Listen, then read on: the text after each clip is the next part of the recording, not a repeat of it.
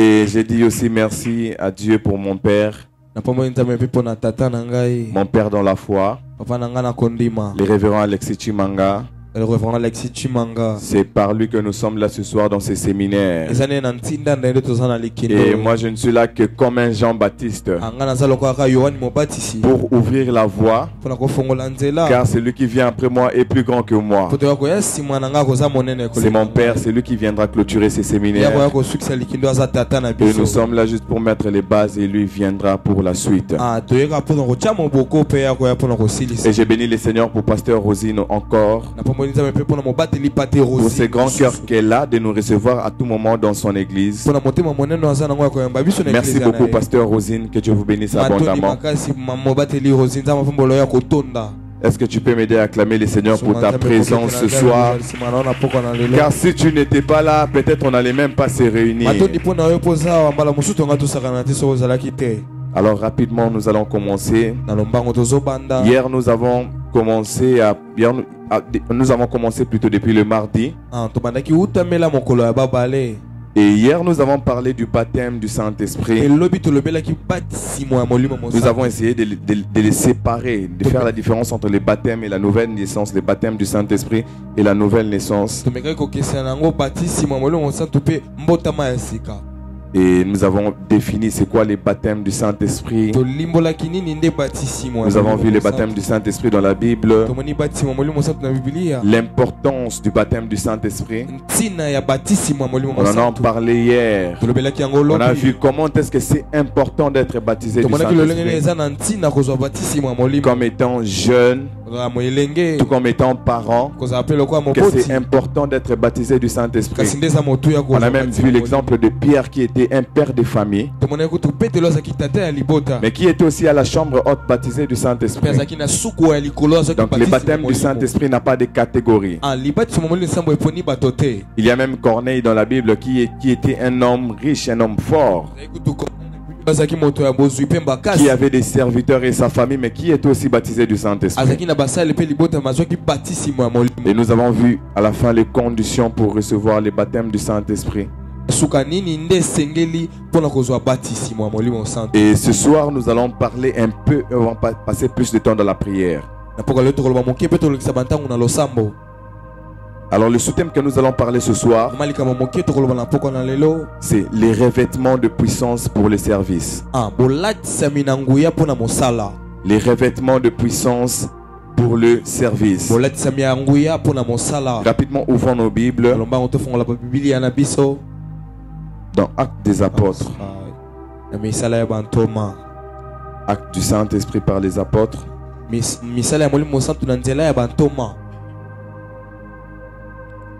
Actes 1, 4 à 5. La Bible déclare, comme il s'est trouvé avec eux, il leur recommanda de ne pas s'éloigner de Jérusalem, mais d'attendre ce que le Père avait promis. Ce que je vous ai annoncé, leur dit-il, car Jean a baptisé d'eau, mais vous, dans peu de jours, vous serez baptisés du Saint-Esprit. Rapidement, Actes des Apôtres. Je pense qu'on avait déjà lu hier. On peut passer directement dans 1 Pierre 4.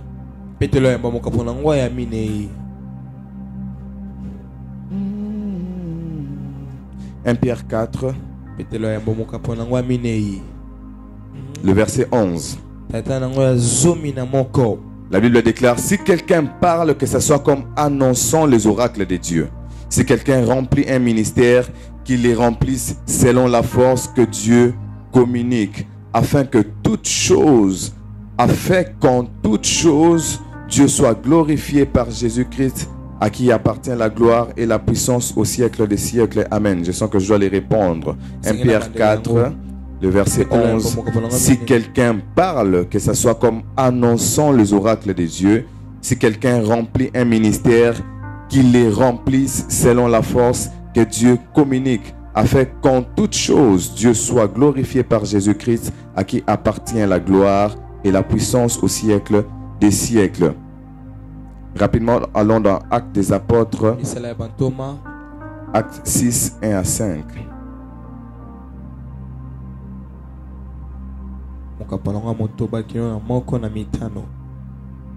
Actes 6, 1 à 5, la Bible déclare, en ces temps-là, le nombre des disciples augmenta. les hellénistes murmurèrent contre les Hébreux parce que leurs veuves étaient négligées dans la distribution qui se faisait chaque jour. Les 12 convoquèrent la multitude des disciples et dirent: il n'est pas convenable que nous laissions la parole de Dieu pour servir aux tables. C'est pourquoi, frères, choisissez parmi vous cet homme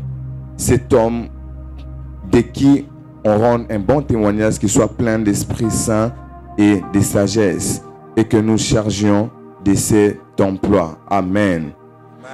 Amen. Amen. Alors rapidement ce soir on sera pas long dans l'enseignement et puis on va prier. Dans le premier texte que nous venons de lire, on l'avait même encore lu hier, c'est Jésus qui est en train de parler à ses disciples. Il les a assemblés, il les a recommandé de ne pas s'éloigner de Jérusalem, mais il les a dit de se réunir pour attendre. Mais pour attendre quoi? Pour attendre la promesse du Père, pour attendre la promesse que le Père avait faite. Dieu avait fait une promesse dans la Bible. Dans le livre de Joël 2:28, Dieu a fait une promesse en disant: dans le dernier jour, je répandrai de mon esprit sur toute chair. Je répandrai de mon esprit sur toute chair. Cela était une promesse du Père. Le Père avait promis: je répandrai mon esprit sur toute chair. Et les disciples devaient vivre cette promesse, devaient vivre la promesse que le Père avait promis. Une chose que nous devons savoir, je l'ai dit hier mais j'aimerais encore le redire ce soir: le Saint-Esprit habitant en l'homme est une vérité et une réalité qui est tout à fait différente du Saint-Esprit sur un homme. Je l'ai dit hier, lorsque nous recevons Jésus comme Seigneur et Sauveur, lorsque nous passons par la nouvelle naissance, automatiquement le Saint-Esprit vient en nous. Même si nous n'avons pas encore eu à expérimenter la manifestation, mais il est déjà en nous. Mais il y a une différence entre avoir le Saint-Esprit en soi et sur soi. Les disciples avaient le Saint-Esprit en eux, car Jésus avait soufflé sur eux en disant: recevez le Saint-Esprit. Ils avaient l'Esprit en eux, mais ils n'avaient pas encore l'Esprit sur eux. Et ils devaient attendre l'accomplissement de cette promesse pour vivre la puissance du Saint-Esprit. Alors rapidement, c'est quoi les revêtements? Par définition, quand on parle de revêtement, si on parle de tout matériau qui recouvre une surface. Un revêtement, c'est tout matériau qui couvre une surface. Mais j'aime la définition technique. On parle d'une couche déposée à la surface d'un matériau. Toute couche, une couche, quelque chose qui couvre. C'est ça le revêtement, qui couvre. Donc son rôle c'est de couvrir. Si je dois donner un exemple facile et net, c'est cette estrade que nous voyons. Cette estrade, nous voyons les carreaux qui sont ici. Si on descend un peu, on va voir les ciments. Mais en réalité, à part les carreaux et les ciments, à l'intérieur il y a les sables. Alors les carreaux que nous voyons est un revêtement qui couvre pour décorer, qui couvre pour embellir, qui couvre pour faire en sorte que lorsque les gens voient ici, qu'ils se disent que c'est vraiment beau, qui couvre pour que les hommes ne puissent pas voir en réalité ce qui est à l'intérieur. C'est ça un revêtement. Et d'ailleurs chez les techniciens on parle plus des revêtements des téléphones. Et parfois, tu peux voir quelqu'un qui a utilisé un téléphone pendant un long moment, un très long moment, et le revêtement est abîmé. On ne va pas réparer les téléphones. Il ne va pas changer les téléphones. Il ira juste changer des revêtements. Il ira juste changer les revêtements que nous voyons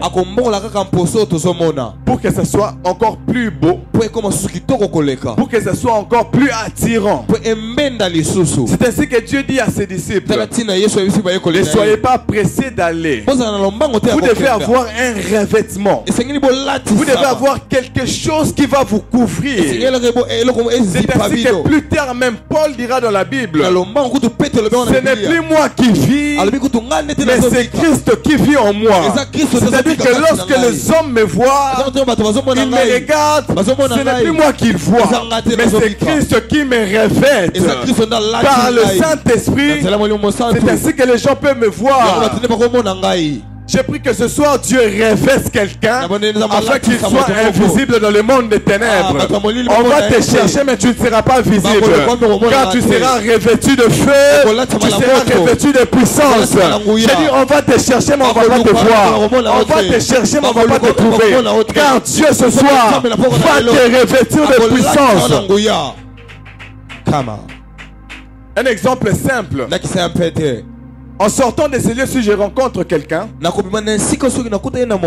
tout comme si quelqu'un me voit en train de manger avec un appétit incroyable, cette personne sera peut-être choquée. Il sera peut-être choqué de me voir peut-être aller à la salle de sport. Il sera peut-être choqué de me voir me divertir un peu. Pourquoi? Parce que l'image que cet homme a de moi, c'est l'image du revêtement.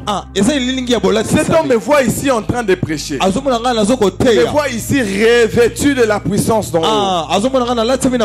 Et lorsqu'il me voit à part, il me regarde et dit: tout le monde peut faire ça, mais ce n'est pas lui. C'est-à-dire, ce que j'ai fait, ce n'est pas un péché. Mais par rapport à ce qu'il a vu, par rapport au revêtement qu'il m'a vu, il pousse à avoir une image de moi et dire que je peux tout faire mais sauf ça. J'aimerais dire à quelqu'un: ce soir Dieu va te revêtir et tu ne seras plus un homme ordinaire. Quand les gens te regarderont et diront: qu'est-ce qui se passe avec lui? Il n'est pas un homme comme nous, il ne peut pas faire ce que nous faisons, car il est revêtu. Il y a certaines choses qui ne sont pas de péché, mais on ne peut plus le faire, car nous ne sommes plus comme tout le monde, car nous sommes revêtus de puissance. Un chrétien sans puissance est différent d'un chrétien revêtu de puissance. Un chrétien sans Pentecôte est différent d'un chrétien qui a expérimenté la Pentecôte. Même dans leur manière de vivre, vous allez voir que celui-ci n'est pas comme tout le monde. Celui-ci ne parle pas comme tout le monde. Celui-ci n'agit pas comme tout le monde. Ce n'est pas de sa faute, mais c'est le revêtement qui est sur sa tête. C'est le revêtement qui est sur sa vie qui le pousse à agir. Et ma prière ce soir, que Dieu te revête de puissance. C'est ça le revêtement. C'est ça le revêtement. Rapidement, c'est quoi la puissance? La puissance, c'est une force, une intensité, un phénomène. La puissance, c'est une force, c'est une intensité d'un phénomène. Et là, on peut parler de la puissance du vent, de l'intensité que le vent apporte lorsqu'il se meut. Lorsqu'on parle de la puissance, on parle également toujours de l'efficacité. La force d'un appareil. Et là on peut voir par exemple lorsqu'on tire un missile Et lorsque ça fait un dégât, nous voyons la puissance que cet appareil a. Nous voyons la puissance que cet appareil dégage. Lorsqu'on parle de la puissance, on parle également de l'énergie, de l'intensité, de la vigueur, de la force, de la possibilité, du pouvoir, de l'autorité. Et lorsqu'on parle de la puissance, on peut voir c'est une personne ou une chose qui exerce une grande influence. Une chose tout comme une personne qui a une grande influence. Qui exerce une grande influence. Et par exemple, on peut voir même la vie de Jésus-Christ. Comment est-ce qu'il a eu à impacter? Comment est-ce qu'il a eu à influencer? C'est parce qu'il avait la puissance de Dieu sur sa vie. Et je peux même donner l'exemple de Pasteur Rosine. Si nous voyons cette œuvre, nous voyons toutes ces personnes réunies, c'est à cause de la puissance de Dieu qui est sur sa vie, qui a influencé nos vies et qui nous a attirés de partout où nous étions pour venir en ces lieux. Oh mon Dieu, je sens que je dois déclarer sur la vie de quelqu'un. Ce soir, je déclare sur ta vie que Dieu t'introduise dans une saison de puissance où ton influence va attirer des gens vers toi. Je prie et je déclare que Dieu t'introduise dans une saison de puissance où tu n'auras pas à beaucoup parler, à beaucoup t'exprimer, mais par la puissance de Dieu en toi, les gens seront influencés, les gens seront attirés comme des lémans et à venir vers toi. Amen. Amen. Et c'est quoi le service pour avancer? Le service, c'est un travail particulier que l'on doit accomplir. Le service, c'est un travail particulier qu'on doit accomplir. On parle même des services du Seigneur lorsque je viens pour prêcher ici. C'est un service. C'est un travail particulier que je viens pour accomplir. Chanter, c'est un service. La personne vient pour accomplir. On va y revenir plus tard. Quelques vérités à savoir sur les revêtements de puissance. Premièrement, les revêtements de puissance, c'est parce que c'est pas lorsque nous sommes baptisés et remplis du Saint-Esprit. Les revêtements de puissance ne se passent pas lorsque nous recevons Jésus en nous. C'est un revêtement. Cela c'est parce que c'est pas lorsque le Saint-Esprit vient sur nous. Lorsque le Saint-Esprit nous baptise, je l'ai dit hier. Lorsque le Saint-Esprit nous baptise, il nous donne la puissance. Il nous revêt de sa puissance. Lorsqu'il vient sur nous. Dans la Bible, dans Actes 1:8, la Bible déclare: mais vous recevez une puissance. Vous recevrez une puissance, le Saint-Esprit survenant sur vous, et vous serez mes témoins. Là, c'est Louis II qui parle. Il dit: mais vous recevez une puissance, virgule, le Saint-Esprit survenant sur vous. Et lorsque quelqu'un lit ces passages, il peut se dire que facilement cette puissance c'est le Saint-Esprit. Mais cette puissance ce n'est pas le Saint-Esprit. Le Saint-Esprit viendra sur vous. Et par le Saint-Esprit sur vous, vous allez recevoir cette puissance. J'aime la version King James Bible qui dit ceci: mais vous recevrez une puissance, virgule, après que le Saint-Esprit sera venu sur vous. King James fait la différence entre la puissance et le Saint-Esprit. Il marque cette différence entre la personne du Saint-Esprit et la puissance du Saint-Esprit que nous devons recevoir. Vous recevrez une puissance. Cette puissance ne viendra pas d'elle-même. Cette puissance ne viendra pas en vain. Cette puissance viendra après que le Saint-Esprit Saint-Esprit soit sur vous. Et par là, nous comprenons que par le Saint-Esprit, par le baptême du Saint-Esprit, nous recevons ces revêtements de puissance. La deuxième vérité est celle-ci. Ce n'est pas une expérience qui arrive une seule fois. Ce n'est pas une expérience qui arrive une seule fois dans la vie chrétienne. Les revêtements de puissance n'est pas une expérience qui ne vient qu'une seule fois. Et puis pouf, on continue sa vie chrétienne. On se dit voilà, j'ai déjà été baptisé hier, ça me suffit, je dois avancer. C'est une expérience que nous devons désirer tout le jour. C'est une expérience que les chrétiens doivent apprendre à vivre tout le jour. Chaque matin lorsque tu te réveilles, avant de quitter ta chambre, avant de sortir, aller dans tes courses, mets-toi à rechercher cette plénitude.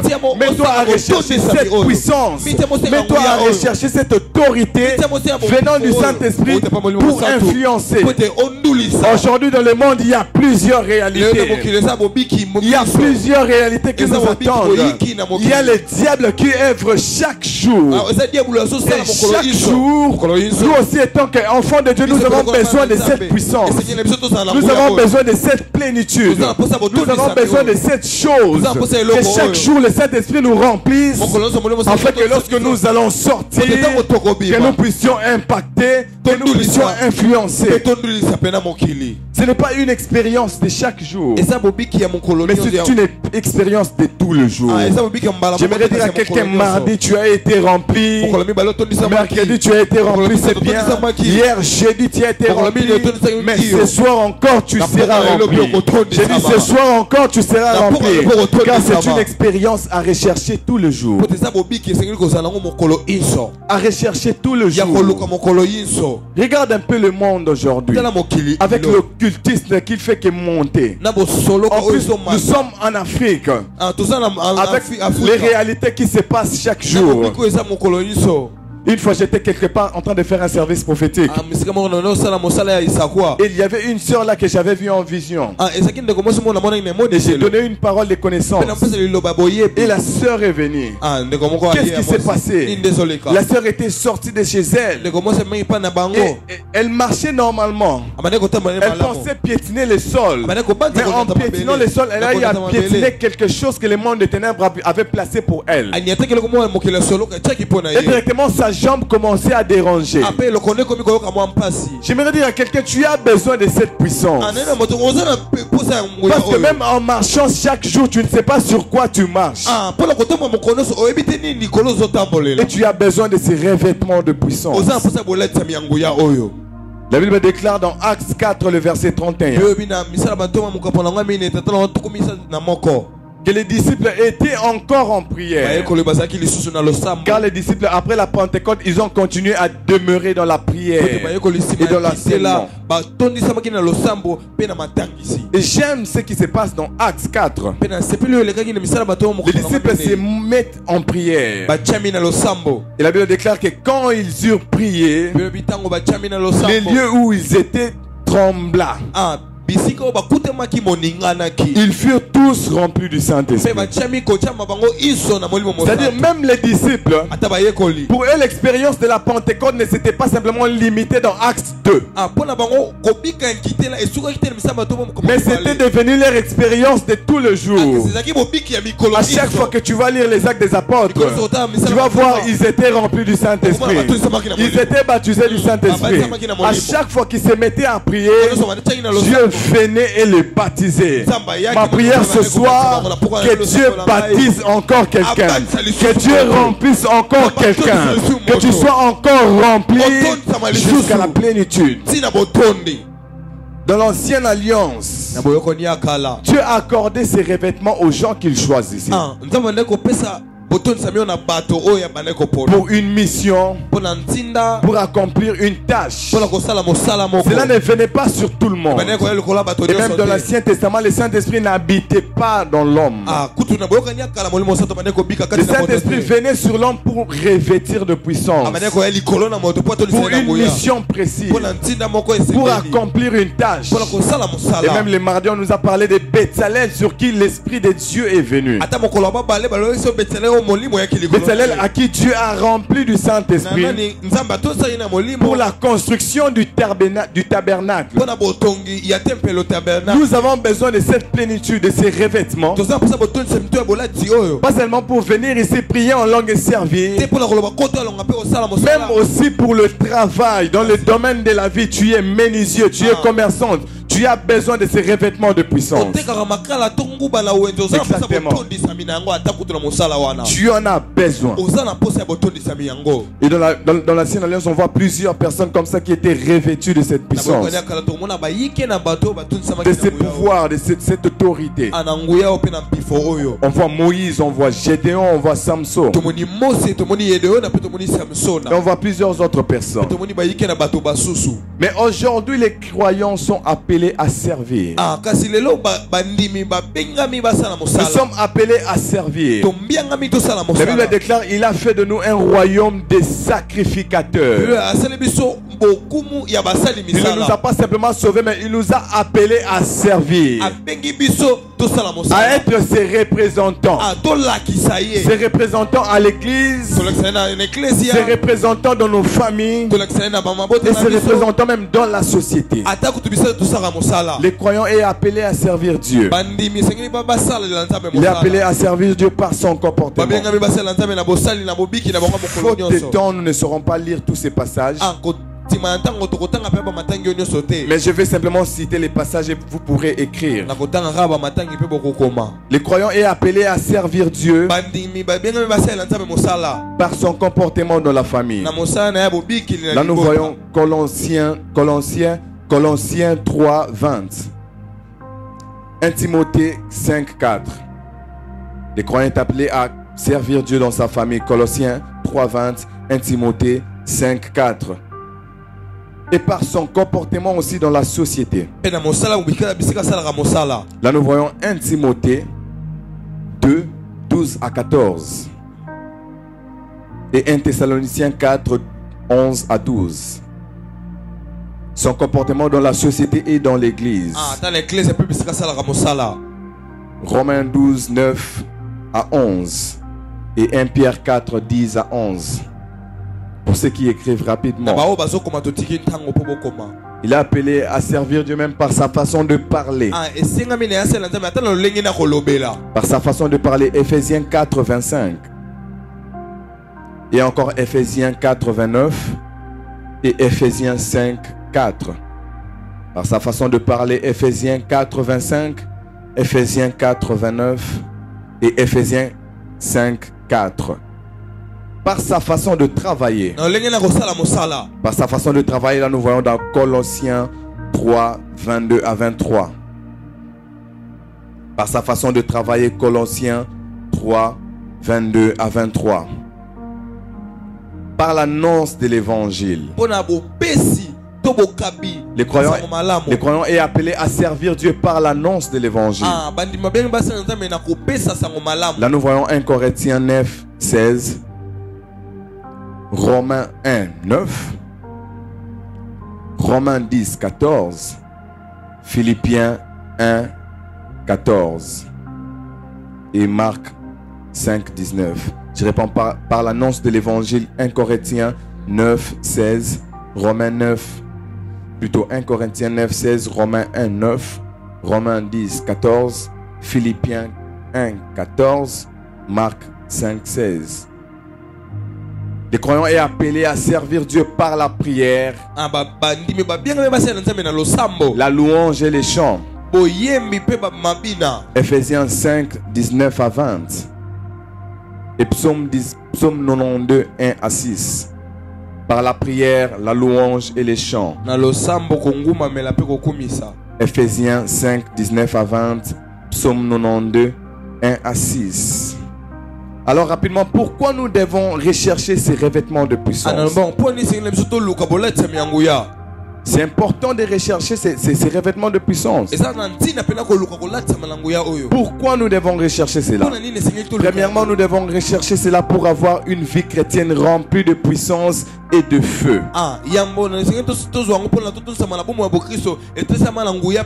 Nous devons rechercher cela pour être des chrétiens remplis de puissance et de feu. Aujourd'hui, il y a des chrétiens mais qui ne sont pas remplis de feu. Aujourd'hui, il y a des chrétiens mais qui ne sont pas remplis de puissance. Aujourd'hui, c'est maintenant le contraire qui se passe. Au lieu que le monde du ténèbre puisse avoir peur de toi, chrétien, mais c'est toi, chrétien, qui as peur du monde des ténèbres. Parce que tu n'as pas eu une vue de feu. Parce que tu n'as pas eu une vie de puissance. Parce que dans ta vie, il n'y a pas le feu de l'esprit. Nous avons besoin de ces revêtements pour être des chrétiens remplis de feu, remplis de feu, remplis de puissance. Aujourd'hui, il y a des chrétiens, à chaque fois qu'ils voient un cancrélat, à chaque fois qu'ils voient un insecte passer à la maison, et tu as peur. Mais tu es chrétien, tu as besoin d'être revêtu du Saint-Esprit pour ne plus avoir peur même des sorciers qui environnent ta maison. Tu as besoin d'être revêtu de cette puissance pour ne plus avoir peur du monde des ténèbres. Tu as besoin de cette puissance. Aujourd'hui, il y a des chrétiens, il suffit de faire un cauchemar. Automatiquement, c'est la peur. J'aimerais dire à quelqu'un, tu n'es pas n'importe qui. Oui, je l'ai dit, tu n'es pas n'importe qui. Hier, on l'a dit, tu es bien positionné en Christ. Hormis d'être bien positionné en Christ, tu dois rechercher cette puissance pour avoir une vie de feu. Il est temps où tu peux te dire, voilà, aujourd'hui, aucun sorcier ne va passer dans cette avenue. Pourquoi aucun sorcier ne va passer?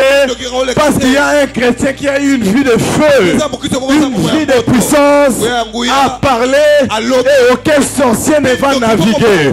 Je déclare que ce soir, Dieu va te remplir de puissance. Oui, c'est à toi que je parle. Dieu va te remplir de puissance pour que tu vives pleinement ta vie chrétienne. Pour que tu vives pleinement ta vie chrétienne. Nous avons besoin de cette puissance. Aujourd'hui, nous sommes maintenant dans la peur. Mais nous avons besoin de cette puissance. Nous avons besoin de cette puissance. Deuxièmement, nous avons besoin de cette puissance pour briser certaines limitations. Nous avons besoin de cette puissance pour briser certaines limitations. Aujourd'hui, il y a des gens qu'on regarde, mais c'est un chrétien. Il a reçu Jésus dans sa vie. Il craint Dieu. Mais qu'est-ce qui se passe? Pourquoi il vit les blocages? Pourquoi le diable bloque sa vie? Pourquoi ce qui se passe dans sa famille influence sa vie? Cette personne a besoin de la puissance de Dieu. Cette personne a besoin de ces revêtements de puissance pour que cela brise toute limitation, pour que cela brise toute limitation qui se tient sur sa vie. J'aime ce que la Bible déclare dans Ésaïe 10, 27. Dans la version Darby, on dit, et il arrivera en ce jour-là que son fardeau sera ôté de dessus de ton épaule et son joug dessus de ton cou, et le joug sera détruit à cause de l'onction. C'est quoi le joug? À l'époque en Israël, pour que les gens se déplacent, ils avaient des chars et tout. Mais il y avait des trucs, je ne sais pas comment appeler ça. C'était comme des chars où il y avait quelqu'un qui pouvait être dessus. Comme on pouvait mettre de la marchandise ou quelque chose. Et cela avait des jougs. C'était pas comme un fil, mais c'était comme un bois où on mettait la tête de l'âne, tout comme du cheval, la tête de l'animal qu'on utilisait. Et cela était comme un joug. C'est là les lier. Cet animal avait un fardeau, avec quelque chose qui pesait sur lui derrière. C'était un peu comme de l'esclavagisme. Cet animal était comme un esclave. Il tirait un colis, mais hormis de tirer un colis, cet animal avait un joug qui liait son cou. Et il pouvait avoir mal. Mais la Bible déclare que ce joug sera brisé à cause de l'onction. J'aimerais dire à quelqu'un que l'onction du Saint-Esprit sur toi a la capacité de briser tout ce que ta famille a placé, tout ce que les gens de ton quartier ont placé pour te rendre esclave, pour t'utiliser par l'onction du Saint-Esprit, par ces revêtements de puissance. Cela a la puissance de briser cela. Et je prie et je déclare que ce soir, tout joug sera brisé. Tout joug sera brisé.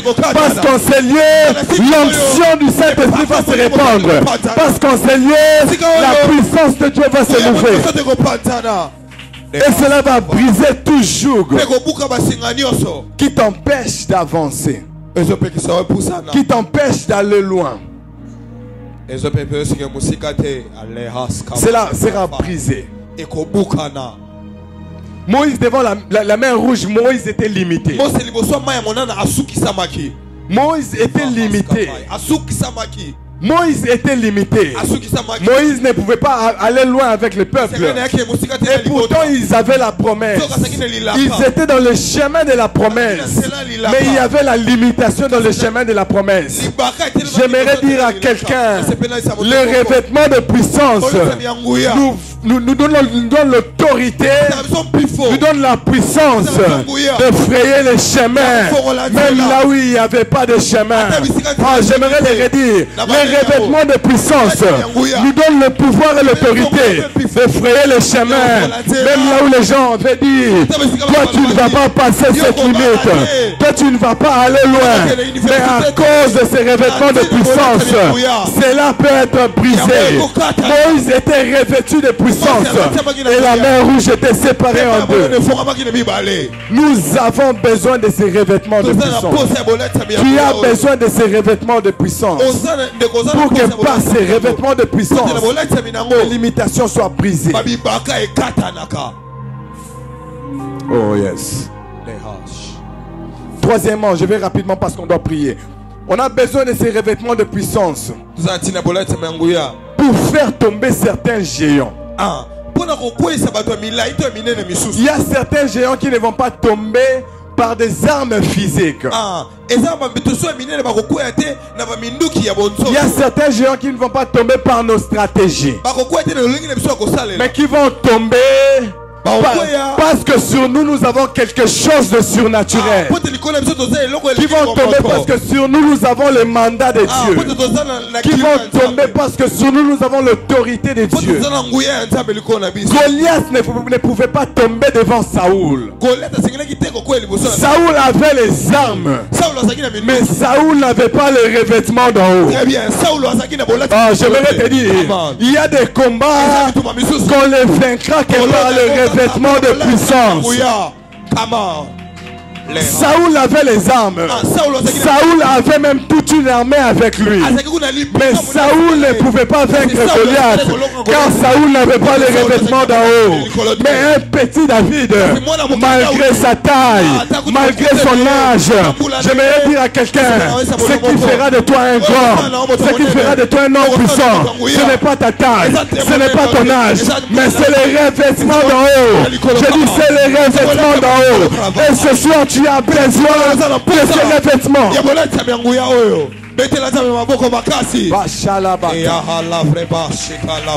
Rapidement, la quatrième chose. Dieu nous donne ces revêtements d'en haut pour accomplir l'œuvre que Christ a accomplie sur terre et en faire plus. Faire l'œuvre que Jésus avait fait sur terre et faire plus. Car lui-même Jésus dit dans Jean 14, 12, voici qui croit en moi fera aussi les œuvres que j'ai fait, et il en fera des grands, des plus grands. Parce que je m'en vais au Père. Jésus est en train de dire, celui qui croit en moi fera de ce que moi je fais, mais il fera de plus grandes œuvres. Mais Jésus, pour faire les œuvres qu'il a eu à faire, il avait besoin du revêtement d'en haut. Il a dit, l'Esprit du Seigneur est sur moi. Il a dit, l'Esprit du Seigneur est sur moi. Il n'a pas fait parce qu'il était Dieu, mais il a fait parce qu'il était revêtu. L'Esprit du Seigneur est sur moi. Il m'a oint. Et ce soir, l'Esprit du Seigneur sera aussi sur toi. Et la dernière chose, c'est même ici qu'on va finir pour prier. Nous avons besoin de ces revêtements d'en haut. Nous avons besoin de ces revêtements de puissance pour le service. Nous avons besoin de ces revêtements pour les services. Dans le texte que nous avons lu de 1 Pierre, la Bible déclare, si quelqu'un parle, que ce soit comme annonçant les oracles de Dieu. Si tu veux parler, ne parle pas pour toi, mais annonce les oracles de Dieu. Si tu veux parler, oublie ce qui est dans ton cœur et que ta bouche ressorte les oracles de Dieu. Mais si tu veux remplir un ministère, qu'il le fasse. Celui qui veut remplir un ministère, qu'il le fasse par la force que Dieu communique. Le ministère, tout comme les services, ne se fait pas par sa propre force, ne se fait pas par ses propres moyens, mais cela se fait par la force que Dieu communique. On ne peut pas servir dans le champ de Dieu avec sa propre force, avec ses propres capacités. Nous avons besoin de la force que Dieu communique. Il est temps que les gens qui vont chanter ne chantent pas parce qu'ils ont de belles voix, mais qu'ils chantent par la force que Dieu communique. Il est temps que les gens qui vont prêcher, qu'ils puissent prêcher, mais par la force que Dieu communique. Il est temps que les gens qui jouent aux instruments à l'église, qu'ils puissent le faire par la force que Dieu communique. Parce que l'apôtre Pierre nous dit, si quelqu'un veut servir, qu'il le fasse par la force que Dieu communique. Les services à l'église ne se font pas par nos compétences. Cela se fait par la force que Dieu communique. Et il y a une histoire que j'aime bien dans la Bible. Le fils du sacrificateur Tseva. Dans Actes 19, le verset 13. C'était le fils d'un sacrificateur. Parce qu'en Israël, à l'époque, il y avait des gens qui faisaient des exorcismes. Même Jésus n'était pas le seul à chasser les démons. Ses disciples sont venus lui dire, voilà, il y a des autres personnes qui chassent les démons en ton nom. Et même lorsque Jésus a chassé les démons, il a dit, c'est au nom de Belzéboul que tu fais ça. Parce qu'à l'époque en Israël, il y avait des gens aussi qui faisaient cela. Et pour que ces gens chassent des démons, ils utilisaient des formules. Ils avaient des formules qu'ils utilisaient pour chasser les démons. Et lorsqu'ils ont vu Paul se mettre à chasser des démons au nom de Jésus, ces gens se sont dit certainement que ça c'est une autre formule que nous n'avions pas connue. Ça c'est une formule dont nous n'avons pas la connaissance. C'est une nouvelle formule. Donc nous devons l'essayer. Ils ont dit voilà, nous allons essayer cette formule. Ils ont vu un démoniaque qui était là. Ces fils de Séva sont venus. Ils ont commencé à chasser. Ils ont dit nous te chassons au nom de Jésus que Paul prêche. Ils n'avaient pas les revêtements de puissance. Pour eux, ils pensaient qu'ils étaient en train de faire une formule magique. Comme ils en avaient l'habitude. Ils ont dit nous te chassons au nom de Jésus que Paul prêche. L'Esprit regarde. Il dit Jésus, je connais Jésus. Il dit moi Jésus, je connais Jésus. Paul, je sais qui est Paul. Mais vous qui êtes fou. et il les a tabassés. Pourquoi? Parce qu'on ne fait pas les services de Dieu avec sa force. Les services de Dieu, on ne le fait pas avec des formules. Mais les services de Dieu, on le fait par la force que Dieu communique. Tu peux bien beau avoir un bon français. Tu peux bien beau avoir une belle voix. Mais si tu n'as pas la puissance d'en haut, si tu n'as pas ces revêtements de puissance, tu ne seras pas influencé. Tu vas bien parler.